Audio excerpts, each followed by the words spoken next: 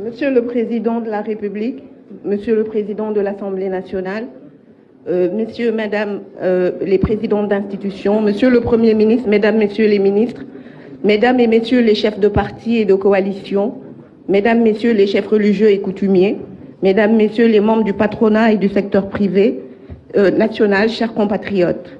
Je voudrais, au nom du Parti démocratique sénégalais et de son secrétaire général national, vous remercier de nous avoir conviés à ce dialogue. Notre présence dans cette salle est l'expression de notre engagement patriotique. Elle est également la manifestation accomplie de notre sens des responsabilités et de notre attachement au dialogue politique qui se trouve être un important levier de la démocratie et un élément important de notre programme fondamental. Pour rappel, le PDS a dialogué avec les présidents Senghor, Abdou Diouf et le régime socialiste malgré les brimades, les emprisonnements de son parti à chaque fois qu'il a été question de sauver le pays d'une crise majeure. Notre participation à ce dialogue s'inscrit dans cette logique. De 2000 à 2012, le PDS au pouvoir et Maître Abdoulaye Wade, alors président de la République, n'ont jamais cessé de dialoguer avec l'opposition dans l'intérêt de la patrie. Monsieur le Président, chers compatriotes, ce dialogue qui s'ouvre aujourd'hui se tient dans un contexte de grave crise économique, sociale et politique, marqué par des tensions politiques internes importantes, une rupture de confiance entre acteurs et de fortes divergences sur les règles du jeu politique à quelques mois de la présidentielle, prévue le 25 février 2024. Les Sénégalais sont inquiets. Il se tient également dans un contexte marqué par une inflation galopante, un effritement continu et sans précédent du pouvoir d'achat des populations, un essoufflement des ménages sénégalais. Compte tenu du contexte national, de graves crises que traverse notre pays, nous avons finalement accepté de participer à cette cérémonie de lancement du dialogue national, mais regrettons, Monsieur le Président, qu'à ce jour, nous ne disposions d'aucun ordre du jour, d'aucune feuille de route et ne connaissions pas les modalités d'organisation de ce dialogue. Nous espérons que ces insuffisances seront corrigées afin que les objectifs de ce dialogue soient atteints et que nous ne décevions pas les attentes des millions de Sénégalais qui nous regardent. Nous sommes heureux de voir notre compatriote Khalifa Sall dans cette salle en homme libre de ses déplacements et de sa parole.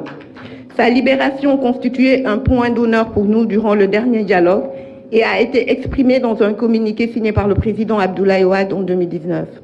La montée en puissance du discours populiste, de la violence verbale et physique, le repli identitaire, le communautarisme ambiant, l'usage d'armes non conventionnelles dans le jeu politique, l'exacerbation de la crise du système partisan, la violation des droits, l'instrumentalisation de l'État à des fins politiques, les difficultés connues dans le processus électoral constituent des menaces réelles pour notre démocratie, pour la paix et la stabilité du pays. Monsieur le Président, lors de votre récente interview accordée à une radio de la place, vous avez évoqué la question du parrainage, la question de l'amnistie et la révision du procès de notre candidat Karim Wade. Nous vous en félicitons et saluons votre courage et votre engagement à faire respecter à notre pays ses engagements internationaux. C'est tout à votre honneur, car il est connu par toutes et tous que le respect d'un engagement est une forme d'expression de la foi pour tout croyant. C'est également une marque des grands hommes. Nous voudrions juste rappeler que la réparation de l'injustice subie par Karim Wade et ses compagnons d'infortune ne relève pas d'une affaire d'éligibilité ou d'une question électorale. Il s'agit d'une question d'honneur, de dignité et de justice. Il s'agit également et surtout de faire honorer à notre pays ses engagements internationaux et corriger certaines erreurs judiciaires consacrées par plus de 15 décisions de justice internationale et étrangère. Nous souhaitons à l'issue de ce dialogue, Monsieur le Président, que notre pays retrouve sa sérénité, la confiance entre les populations et la classe politique, un espace public pacifié de façon durable, un règlement des problèmes liés aux conditions de transparence et de sincérité d'organisation des élections et aux conditions de participation. Ceci permettra à notre pays d'avoir des élections libres, transparentes et inclusives. C'est pourquoi nous souhaitons que, de-delà des questions susmentionnées, que d'autres questions figurent à l'ordre du jour du dialogue et que des réponses claires, précises et durables y soient apportées. Au plan politique, nous demandons l'audit contradictoire du fichier électoral par l'Union européenne, les États-Unis, l'Union africaine, selon des termes de référence arrêtés d'un commun accord par l'opposition et le pouvoir. L'organisation des élections par une personnalité indépendante, impartiale et consensuelle. Sur cette question, nous pensons, Monsieur le Président Macky Sall, que les présidents Abdou Diouf et Abdoulaye Wade ne doivent pas faire mieux que vous. la suppression ou une réforme approfondie du parrainage, la poursuite des opérations d'inscription sur les listes électorales et la simplification des procédures d'inscription, notamment pour les primo-votants.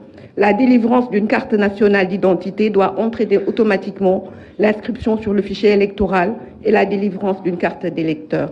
Au plan économique et financier, au plan social, au plan culturel et religieux, nous avons des propositions que nous reverserons dans les travaux.